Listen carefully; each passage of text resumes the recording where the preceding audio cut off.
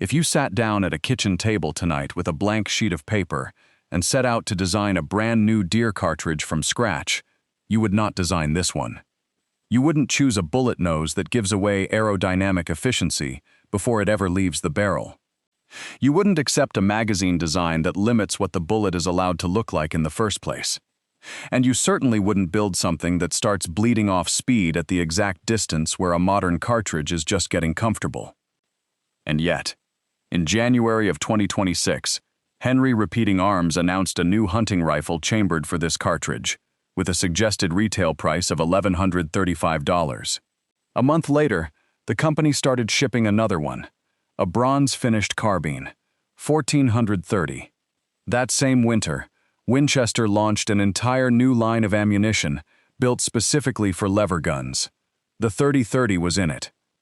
And when Winchester chose 5 cartridges to represent 250 years of American history, 5 collectible packages, 15,000 units total, the kind of thing people buy and never shoot, the box labeled Pioneering America held 30-30, a cartridge introduced in 1895.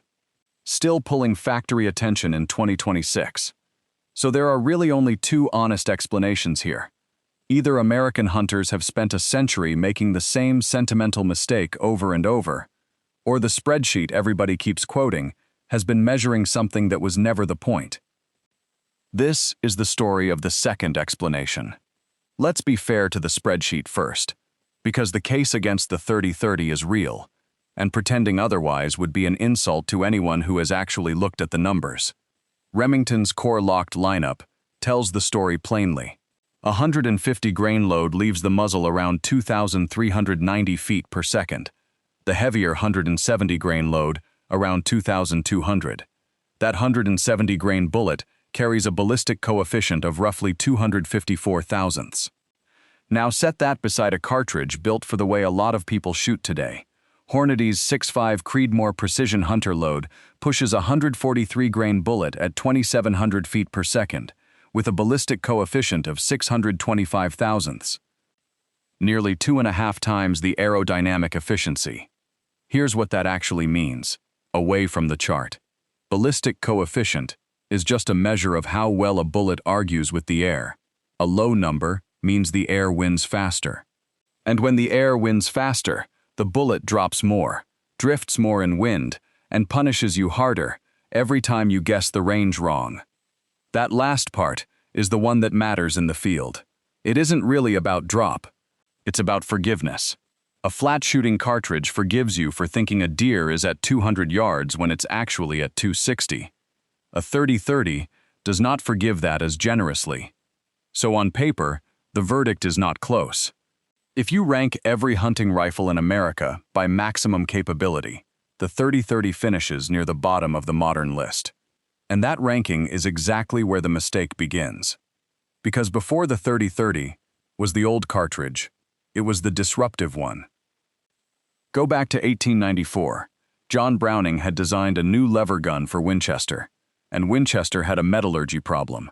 Smokeless powder generated pressures that existing barrel steel couldn't handle safely, so the model 1894 shipped chambered for black powder rounds.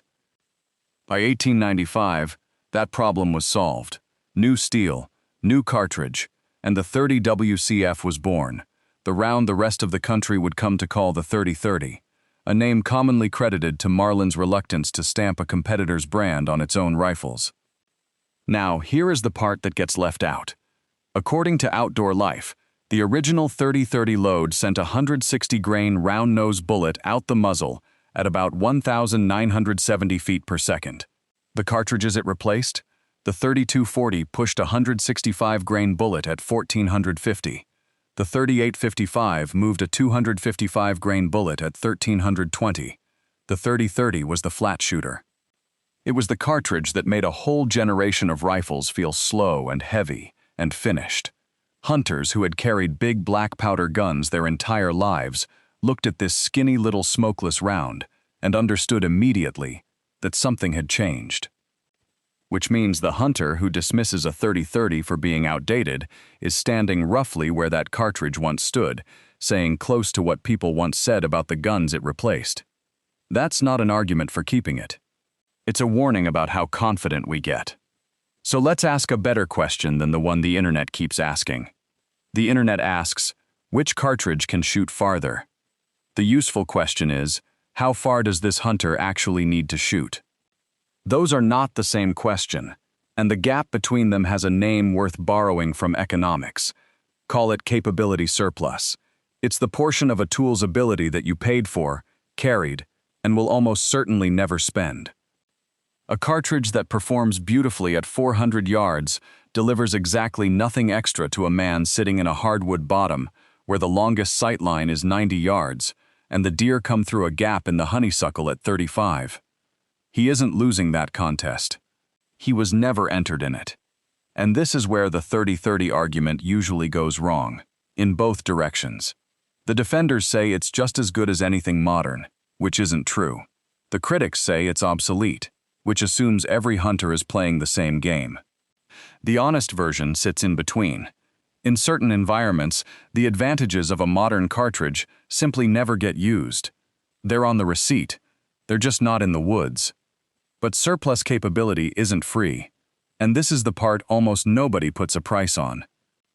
Think about what usually comes attached to a long-range setup: a longer barrel to get the velocity the load was designed around, more rifle weight, or a stock built for the bench more than the brush, a bigger scope with more magnification and more glass, which means more bulk and more money.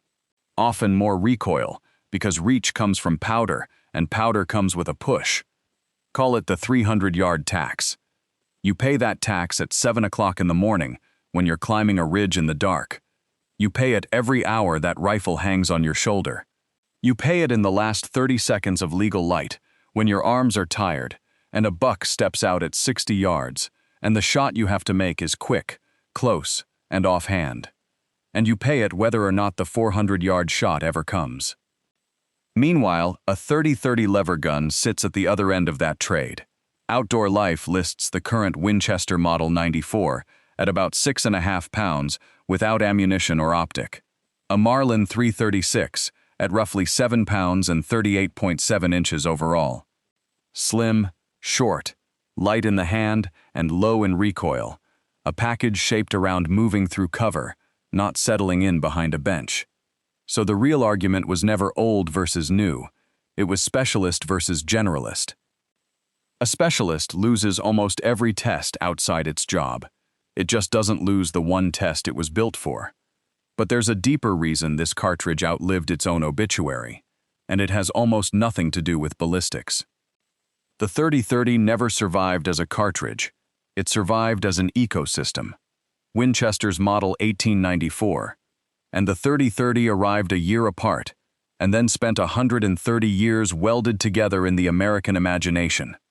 In 1948, Marlin's Model 336 built a second ecosystem on top of the first, with a solid top receiver that made mounting a scope simple.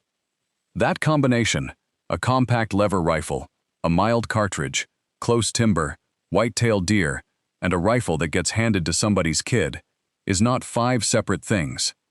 It's one thing. And here's why that matters. When people compare cartridges in isolation, they're performing a kind of surgery. They pull the round out of the rifle, out of the terrain, out of the family it came from, and they weigh what's left. What's left is a number. What was removed is the reason it exists. Now, if the story ended there, this would just be a nostalgia video. It doesn't, because the 30-30 didn't stay frozen.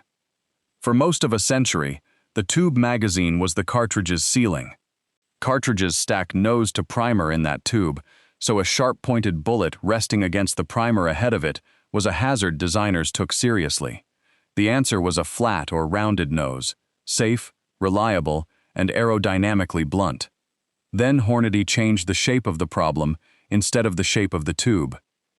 The lever evolution line uses a soft polymer tip that gives the bullet a pointed profile without that risk. Hornady lists the 160-grain 30-30 load at 330 thousandths, meaningfully more efficient than the roughly 254 thousandths of a traditional 170-grain load. By the company's own comparison, That translates to as much as 250 feet per second more velocity and up to 40% more energy than traditional flat-point loads. Sit with that for a second. Same cartridge, same rifle, same tube magazine. The improvement came almost entirely from the shape of the bullet. That's the part worth carrying out of this section. The 30-30 didn't survive by staying frozen in 1895. It survived because ammunition engineers went looking for room inside an old design that most people assumed had none left. Which brings us to the question people almost never think to ask. How do you actually tell when a cartridge is dying? Not by internet arguments, not by how often it shows up in gun magazines. Cartridges get mocked online for decades and keep selling. Others get praised endlessly and quietly disappear. The real signal is manufacturing attention. Tooling costs money. Product lines get defended in meetings, and companies rarely commit that kind of spending to a cartridge they expect to fade. And the 30-30 has not lost that attention. Winchester introduced American lever range at the 2026 SHOT Show with a 150-grain 30-30 load rated at 2,390 feet per second and a suggested price of $21.99 a box. Kyle Massinelli, a senior director at Winchester Ammunition, framed it plainly. The lever gun has seen a resurgence in the last 5 years, and lever guns work best with ammunition purpose-built for them. That reads less like a company honoring a legacy, and more like a company responding to demand it can actually measure. And we know what the other outcome looks like, because this cartridge came genuinely close to losing its most popular rifle. When Remington's outdoor business collapsed into bankruptcy in 2020, Marlin went with it.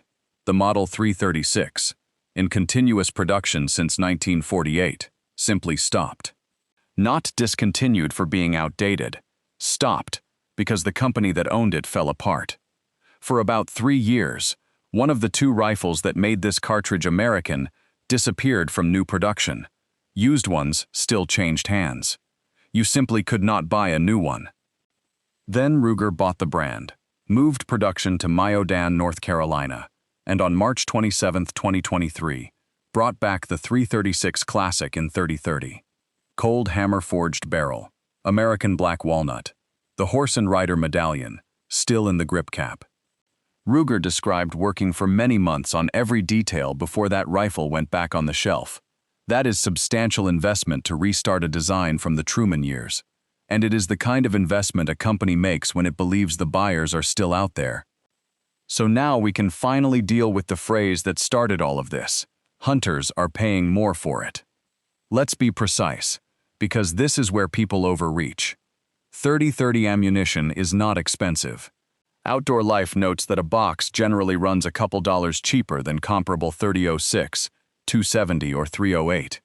Winchester's new lever gun load lists at $21.99. There is no evidence of some market-wide price spike, and anybody telling you otherwise owes you a data set. The money is going somewhere else. It's going into the rifle. $1,135 for the new Henry Provider. $1,430 for the Explorer carbine. That is modern premium rifle money, spent on a 131-year-old cartridge. And that tells you what's actually being purchased. Not velocity. Not ballistic coefficient. Not 400 yards. They're buying a package. How the rifle carries. How it comes to the shoulder. Walnut and blued steel. A manual of arms their father used. An ammunition supply carried by several major manufacturers. And a rifle their kid will still want when they're gone. Which brings us to the idea that I think explains the whole thing. Nostalgia is the multiplier. It is not the foundation. If the 30-30 were genuinely useless, sentiment would not have carried it for 131 years. American shooters have abandoned plenty of cartridges they felt fondly about. Affection alone doesn't keep tooling running. But if the cartridge had utility, and no history, no Model 94, no 336, no deer camp, no inheritance, it would be a competent niche round that nobody argued about on the internet. Its staying power comes from both at once. Real usefulness inside a real distance, multiplied by identity. That's why Winchester didn't put a technically superior cartridge in the box marked Pioneering America. A commemorative package isn't an engineering document, it's a mirror. And what the company saw looking back at American hunting was a 30-30, which is worth sitting with for a second. Now, none of this makes it the right choice for everyone, and I'd be doing you a disservice to pretend otherwise. So let's be specific about who this cartridge still serves. It makes real sense for the whitetail hunter working timber, swamp edges, river bottoms, or cut-over ground where sightlines are short and shots come fast. For the hunter, who honestly assesses their last 10 seasons and finds almost nothing past 150 yards. It makes sense for anyone carrying a rifle far more than they shoot it, for recoil-sensitive shooters, and for young hunters where flinch is a bigger threat to a clean shot than trajectory ever will be, for someone who already owns a reliable lever gun that fits them. And it makes sense for the hunter who has decided they'd rather own a specialist that excels at one job than a generalist that's adequate everywhere. But it is genuinely the wrong tool in other places. If you hunt open country, agricultural fields, sage, or western ridgelines, the 30-30 asks you to pass shots. A flatter cartridge would let you take ethically. If your rifle has to cover deer, elk, and long-range practice, this isn't the one. If you struggle to judge distance, a forgiving trajectory is worth more to you than heritage. And if you're building a single do-everything rifle, a specialist is the wrong starting point. Choosing well means being honest about which of those descriptions is actually yours, not which one sounds better. Because here's what this old cartridge really proves, and it's bigger than lever guns. Technology doesn't always replace an old tool. Sometimes it just makes the old tool's limits easier to see, and then leaves you to decide whether those limits ever touched your life. The 30-30 didn't win by having no weaknesses. It has plenty, and they're measurable, and they're published on the box. It survived because there are many real hunting situations in this country where its biggest weakness was never the hunter's biggest problem. So go back to that blank sheet of paper. Few people starting from a blank sheet today would deliberately rebuild every compromise in this cartridge. That's fair, but those compromises only matter when they collide with the hunting you actually do. It was designed for a hunter walking into thick timber before dawn, with a rifle, light enough to carry all day, and that hunter still exists. He's in Pennsylvania and Michigan and East Texas and Vermont right now, and the ground he hunts has not gotten any more open in 131 years. Maybe the strange thing isn't that people are still paying serious money for 30-30 rifles. Maybe the strange thing is that we spent decades assuming every hunter needed the capability that was supposed to replace it. I've come to think the rifle in the corner of that closet was never the thing that failed to keep up. If you'd rather carry a rifle that fits your woods than one that wins an argument, subscribe. This channel was built for you. And tell me this, if you could keep only one woods rifle for the next 10 seasons, would a 30-30 still make your short list, or has something finally taken its place?